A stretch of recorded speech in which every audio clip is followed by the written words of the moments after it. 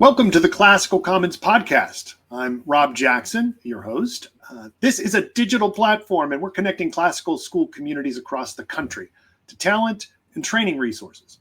By promoting excellence in classical education, we're helping create an ecosystem for the liberal arts. Well, I was delighted a couple of years ago to discover our next guest with an introduction from a classical school colleague and a fine arts teacher, Brighton Smith, who pointed me to the work of Juliette Aristides, just a wonderful artist and someone who I think has really begun to revitalize a long-lost tradition, the Atelier, the academic model of arts training. Juliette is based in Seattle. She's authored a half dozen books on drawing and painting. She's been recognized with prestigious awards and continues to produce works that can be seen on her website and at a variety of galleries. But meanwhile, Juliette's not satisfied with that. Producing great work, that's wonderful, but she seems compelled to pass this tradition to the next generation, training lay people and professionals to rediscover the riches of the apprenticeship, of the Atelier. So, Juliette, thank you for joining us on the podcast. Thanks, Rob. It's great to be here, and thanks to Brighton for introducing us. Amen. Well, as I said, you're an artist, and we will have in the show notes plenty of links to your works, but just to drop in on aristidesart.com is really a feast for the eyes. So I know that must take a good bit of your time. And yet, as I said in the intro, you decided to share your skill and to train others. So what moves a person like yourself to go from being an artist to becoming a teacher of artists? Yeah, that's a good question. I would have to say that although on the surface it could sound like two separate things, I studied drawing and painting for so long as a student. So when I became interested in art, it took a long time to be able to get the skills. And so I couldn't just show up and get skills. You had to hunt around for it. So it was 10 years of studying and kind of hearing who's still teaching what, hunting them out, and then being able to go and study with them. And so it was kind of a treasure hunt. And when you're in the study of art, you know, let's say you were studying poetry or you're studying music, there's no clear beginning and ending because it's one of practice. It's a kind of a lifelong development of an art, but it's also a skill and the craftsmanship aspect of it. And so there's no way to get to the bottom of it unless you narrow the subject to being one that you can totally master. Yeah. So there's always an element of a symbiotic relationship between mastery and learning and continually expanding what it means to gain, information about the subject. So in that way, you're a teacher, but you're also a student and a lifelong one. And so there is no direct cutoff. So being able to teach is also a way to continue to stay in school forever. I love it. If that's your excuse, Juliette, I'll take it. That one passes muster. I love it. I love it. And it does seem, right, when we talk about liberal arts and liberal artists, that there is a quality of continuing education, to borrow a phrase, that is inherent to the work.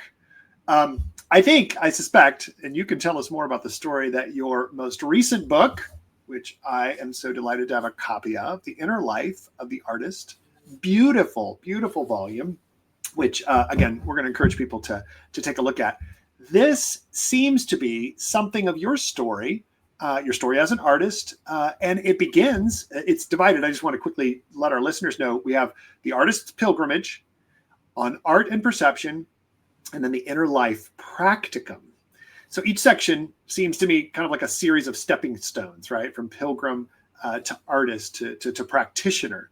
But I'm interested in how you came up with that threefold pattern. Like what brought you to that construction for this fine book? Yeah, it's kind of a puzzle to put the book together because it's a new design. We weren't following anybody else's layout for that. And so it became a way of how do we begin to bring something new to the subject of studying fine art. And in my Atelier program, there are all those three elements and they kind of work together. So when someone shows up, they have an interest in the skill.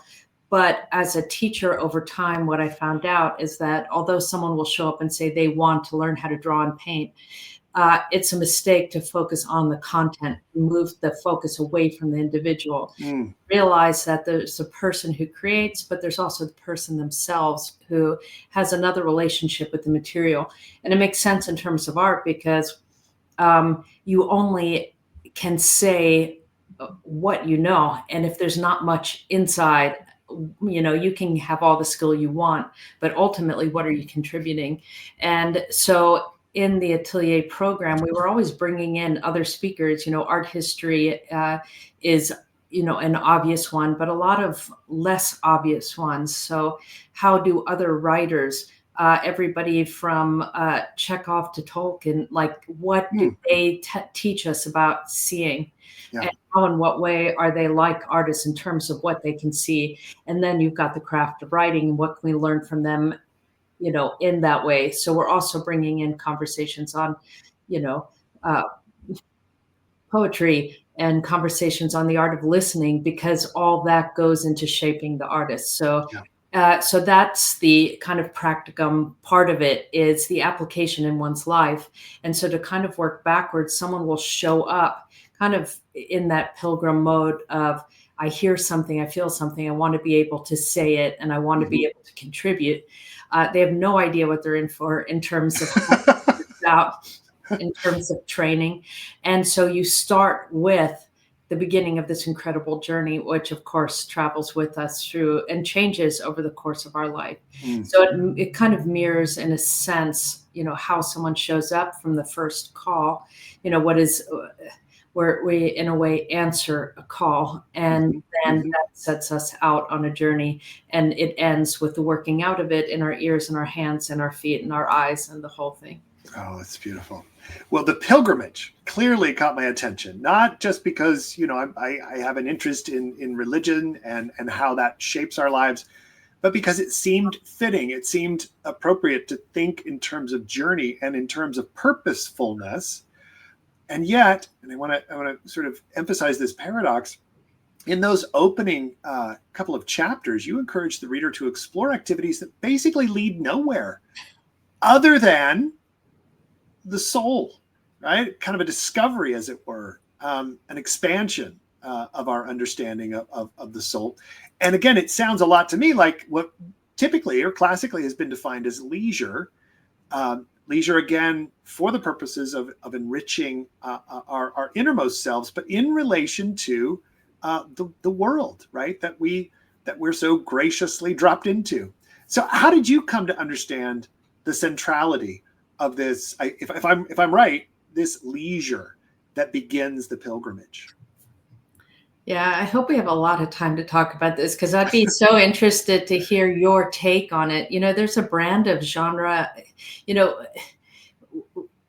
that's related to leisure, like, Robert Louis Stevenson's work, An Apology for Idlers. And Joya wrote a poem called Progress Report. There's ones with this idea of kind of opting out of a mechanistic view, a pure materialist view of a human life, and this kind of obsession with, we gain our value from how much we can optimize ourselves. And so there's a whole other timeline that functions along our timeline, and it is perhaps an eternal one. I like to think of it like that. Sure. And so what's fitting for the moment might not be fitting, a year from now, 10 years from now, 100 years from now. And who knows what we build will ultimately last, in that timeline.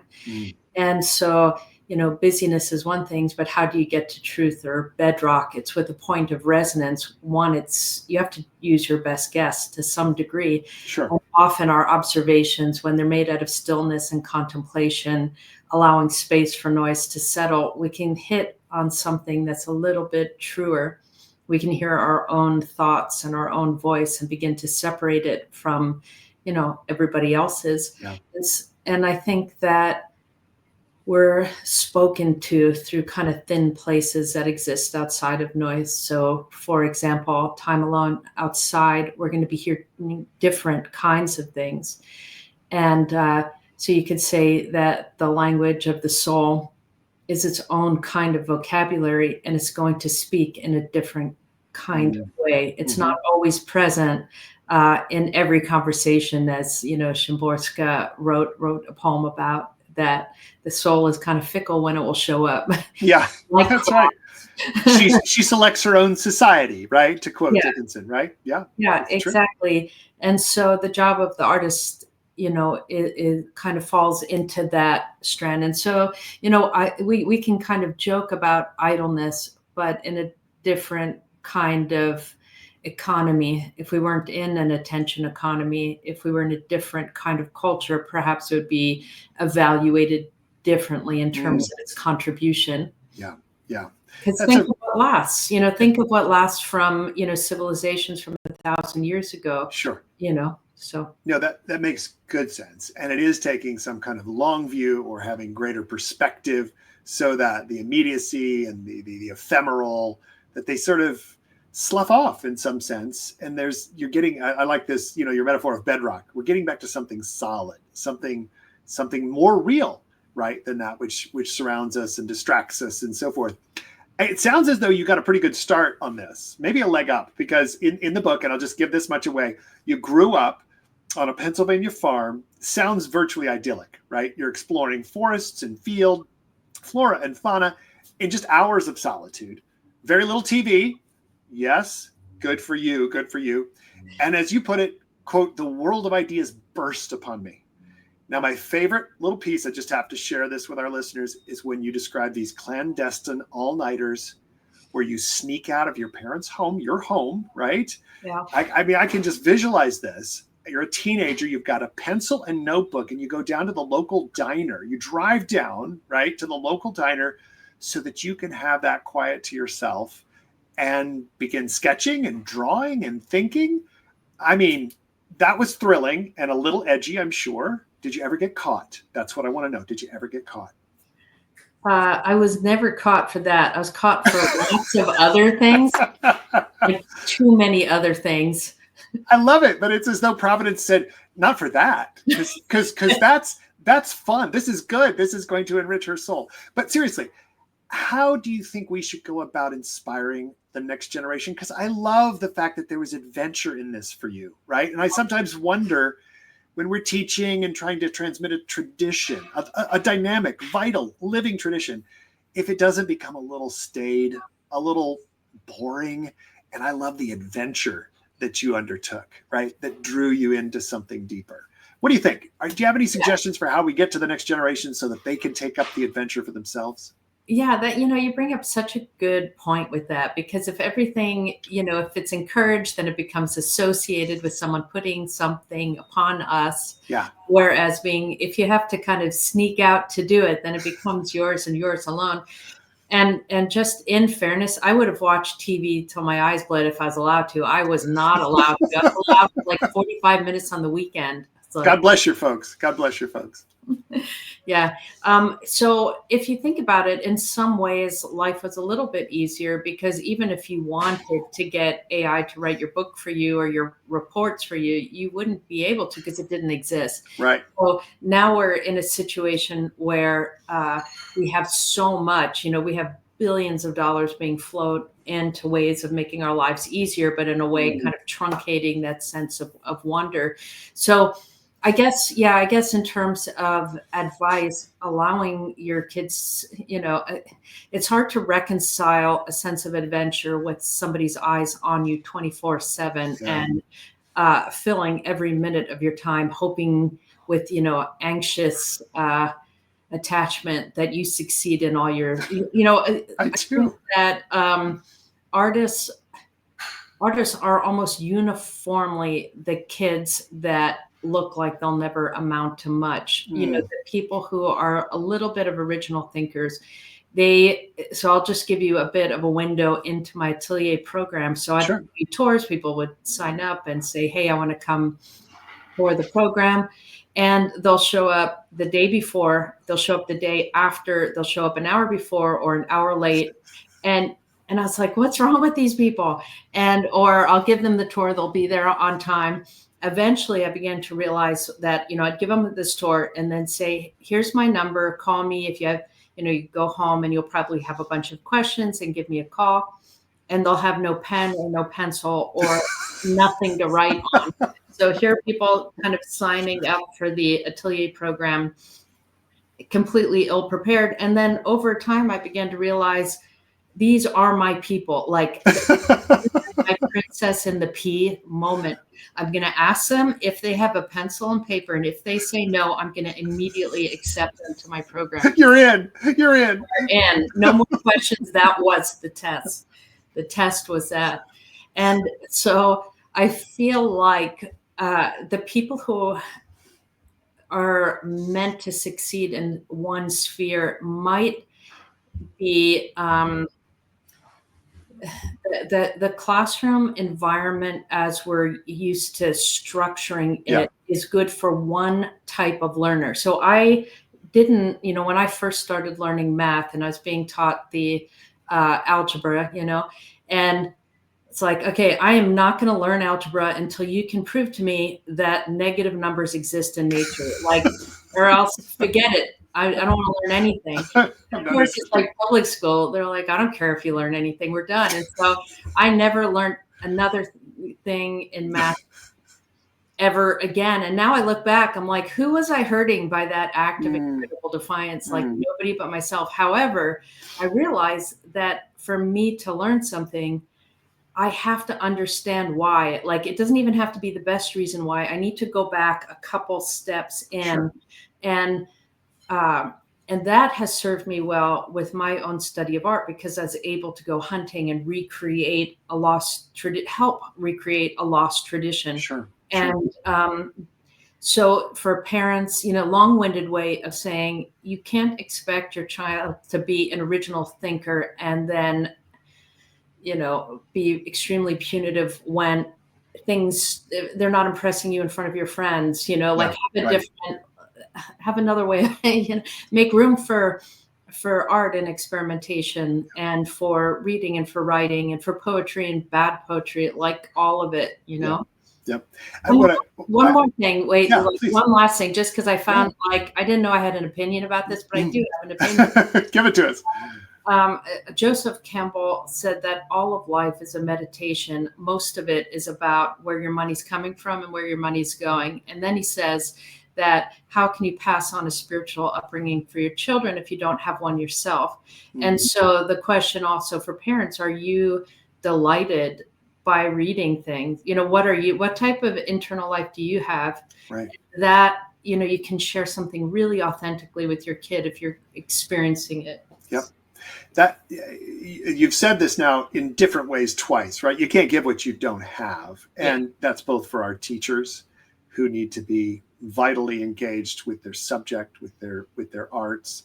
But that goes for our parents, right? Because they are the first educators of their children, and their children are watching them closely. And if there seems to be no light there, no real energy or enthusiasm for learning, for discovery, they're going to be hard pressed. The kids are going to say, well, that's not what we do in this family, right?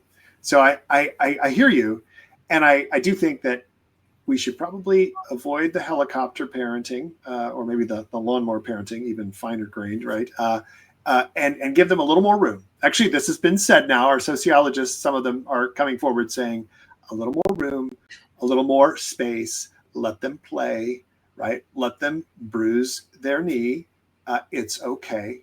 Not only will they survive, they'll actually be more resilient for it. So I think you're onto something here. And I just love the idea that we need to be mindful that when they're looking for meaning, show me those negative numbers in nature, right? We better have, at the very least, the willingness to say, I don't know, but I'm going to think about that, because that's a good question and it's worth answering. It's worth at least exploring, right? So you say in your book, and let me quote you here, learning how to see beauty is an act of the will. An act of the will. So your depiction of beauty and your warnings, by the way, not to expect it to hit you over the head, seem to point in the direction of, shall we say, greater attentiveness, right? That we're actually finding things that may be rather ordinary to be beautiful if we can attend to them. So in your book, you outline a practice that you found helpful for heightening attention. And I just found it glamorous enough for me to take 2 kids. I drugged 2 kids basically into the Sonoran Desert. It was winter, so it wasn't too hot, to sit there, right? But would you please just recount for us how this works and why it matters? Is this the sit spot? It is. Okay, so how this came about is that for 2 decades, I ran an atelier in person at Gage Academy of Fine Art in Seattle. And my best friend my best friend Nemesis, who ran the other competing atelier down the hall, he is an animal tracker and one of the top ones in the country. He's an Irishman and grew up in nature and just loves it. And so he and I would go for walks most lunchtimes when we were teaching. And he was always quizzing me. We were walking and he would say, look at this puddle. What animal was here? Okay, it's squirrel or rat. And which paw? Front paw, left, back paw? What is it? Yeah. And so we would be going and discussing it. And so anyway, we began over the decades to notice that there's similarities in looking between animal tracking. This is so random, between animal tracking and art, in the sense that a couple things that he said jumped out at me. He when we would be walking, he would stop and he would listen, and he'd say, listen to the conversation that's happening right now. Like conversation. He'd say, I bet you, he said, the sound of those robins indicates that there's a predator. And we would just stop and look, and sure enough, there'll be a hawk. Like he was hearing, I was missing this whole reality altogether, but he walking by would hear it. So anyway, I began to realize there's more than one world happening at any given moment if we have eyes to see it. And so I was asking him, gradually through association, I began to become more attentive to sounds in nature.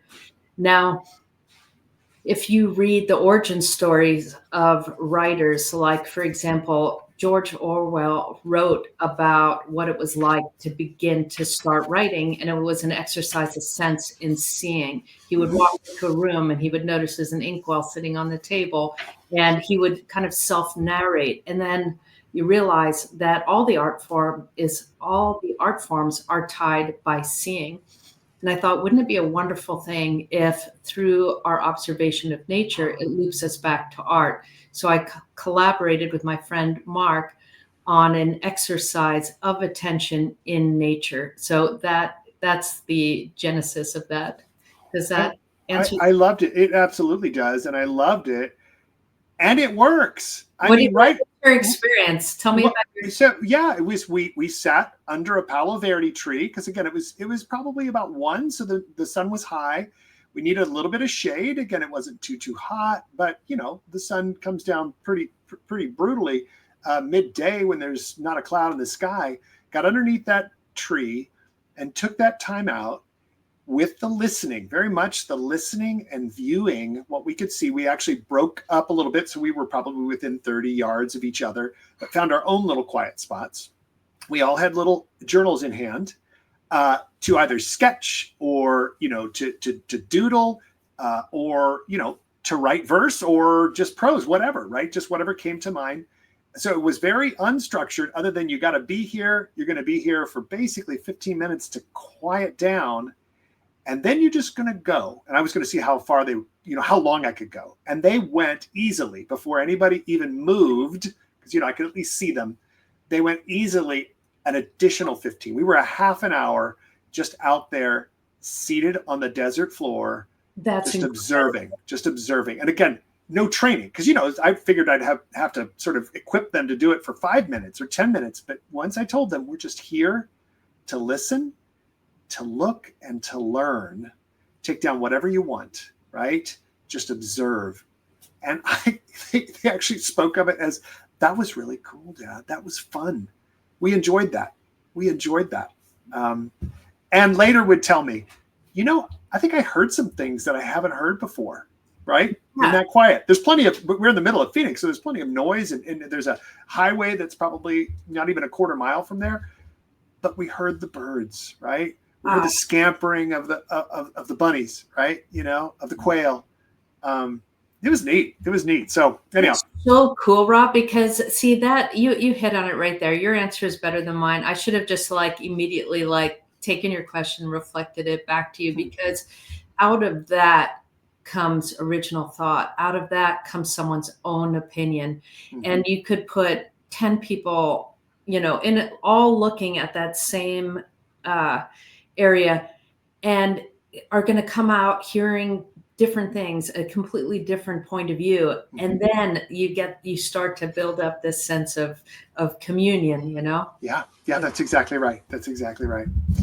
Well, it gave credence to the fact that my boys, and these two that I took with me are 18 and 13 respectively, and they are my troopers. They love to go camping, and it sort of reinforced the fact that they want to, in spite of the fact that they will, as you mentioned, probably let their eyes bleed if they're allowed to watch television. They want to get out. They want to be in that natural setting. They want to soak up the natural world. And so I just need to do my level best to get out of the city as often as I can. Take them with me. Go camping. By doing that, so if you think of it, if I put it to you this way, we're going to watch a movie, and there's going to be no action. There's going to be no dialogue. There's going to be no narrative. No soundtrack. You're going to watch it for a half hour. Nobody would sign up for that ever. Yep. However, when you're drawing or when you're painting or when you're writing, all of it, or in that situation, now all of a sudden think of the mind of someone who's able to be in that space. Yep. I think the reason why artists and writers and poets talk so highly about it, sit down, be lonely, let your mind wander, be bored.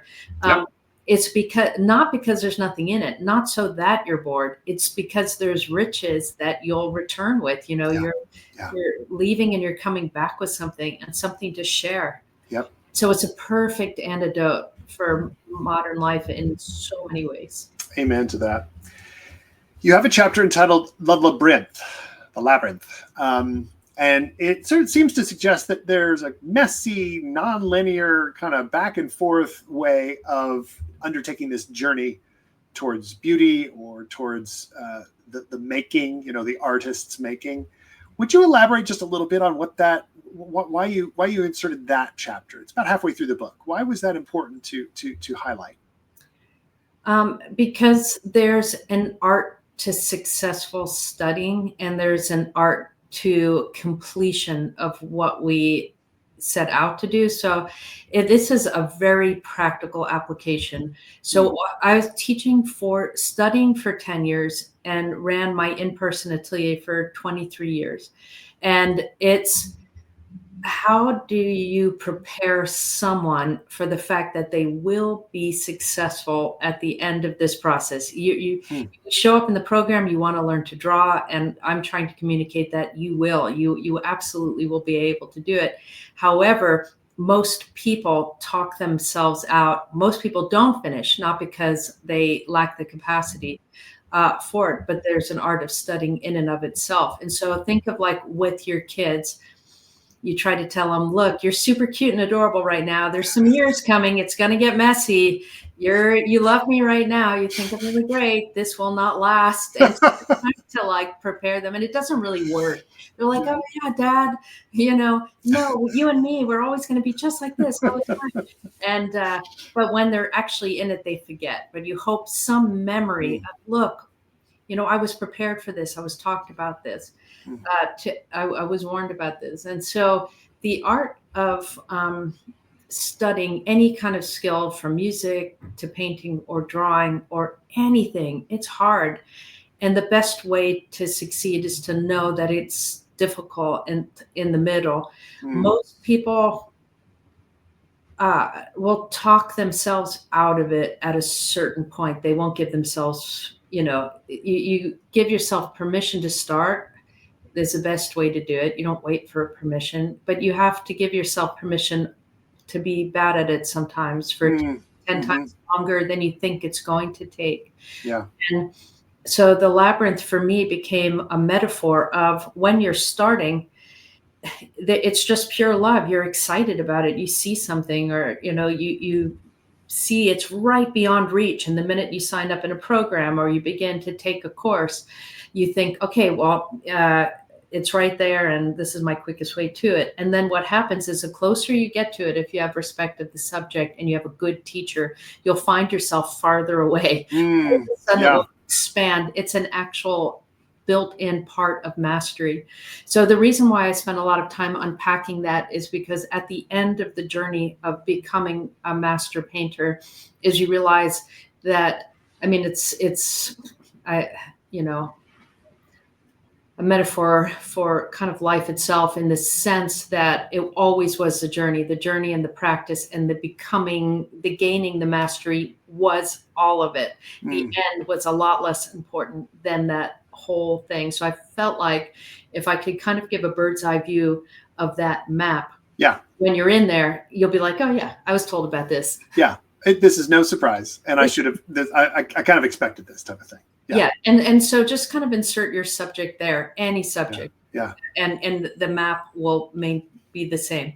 I tell you what, if I'd have heard this 25 years ago when I started teaching, I just would have put the big labyrinth firmly out front on the cover of my syllabus. Yeah, just it's a perfect metaphor. And I try to have people imagine what they're going to meet along the way. And I don't know if it helps, but I like to think it was help, because what happens to me when I get discouraged, when something's a little harder, it shows up in a different way than it would for somebody else. Yeah, that's right. That's right. Yeah, each of our minotaurs are idiosyncratic in some sense, right? For sure. I don't know if you've ever run across the essay by T.S. Eliot, The Individual Talent and Tradition. Do you know of it? Mm-hmm. Okay, so since you do, you'll remember that his argument is effectively that any talent, any next generation talent, is always in a kind of competitive, a kind of a competition of some sorts with the tradition, with what they've inherited, what they've seen, and what they've witnessed from their artistic forebearers. They're learning from them, but in some sense, they're also seeking to advance beyond them, right? Maybe even to outshine them. And interestingly, Eliot says that with each new talent, each new contribution to that tradition, it's as though the whole thing has been reconfigured, right? Because once I've read Tennyson on Ulysses, I can't actually read the Odyssey the same way, right? It's now that's in the mix, right? I'm struck by the fact that as you undertake this revitalization of the Atelier, right, of the academic model, that there's something for the artist, for the fine artist, for the painter and the drawer, of Eliot's thesis there, that you actually want to equip the next generation of artists to strike out on their own, but to know that they are inheriting a tradition. They have to learn the masters. They have to apprentice under the masters so that they can venture out and perhaps make a contribution that will, in fact, reconfigure the whole. Am I on to, would you follow that? Do you think there's something there for your work as the leader of this atelier? I think that the goal of art training isn't to, it could be tempting to think that the goal, you develop someone's skill set, you help them to develop the skill set, and that their job is to kind of put a fence around it and to preserve it forever unchanged.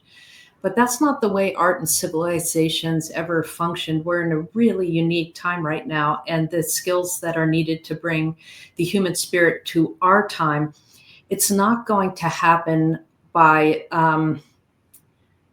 using the same tools that were used pre-photography, text-based culture. And so I spent a lot of time with the person and trusting and believing in them. And that if they know the material well enough, if they truly master the material, they will become fluent speakers, and they'll be able to build upon it and add something new into the mix. So I think that's essential. I mean, that's us doing our job. Yeah. because it's very soul destroying to have all your, if that C.S. Lewis quote where he said all writers and poets and artists go without grace from the things they love. How did he put it? All artists, writers, and poets without grace go from the love of the thing to the love of a telling. And if we're not careful, we preserve the love of the telling rather than the love of the thing. And that's why it's more important to spark that, you were more concerned with your sons having an experience of their own rather than kind of, saying, well, how was your grammar in your writing that you wrote about it? Because you knew that if they had that, the rest would follow. Yeah. And so that's what I'm interested in. Yeah. Do you mind if I ask, again, given the breadth of the fine arts and the visual arts tradition, are there 2 or 3 or 5 masters that you have really seen yourself attached to over the years, and that you could even see, if I had a trained eye, which I don't, I'd see echoes of your masters in your own work? That idea of master copy, is built in as a way of learning, just like when you're a kid, you're learning your calligraphy, your cursive from these form letters. There definitely is in the method of training that I use.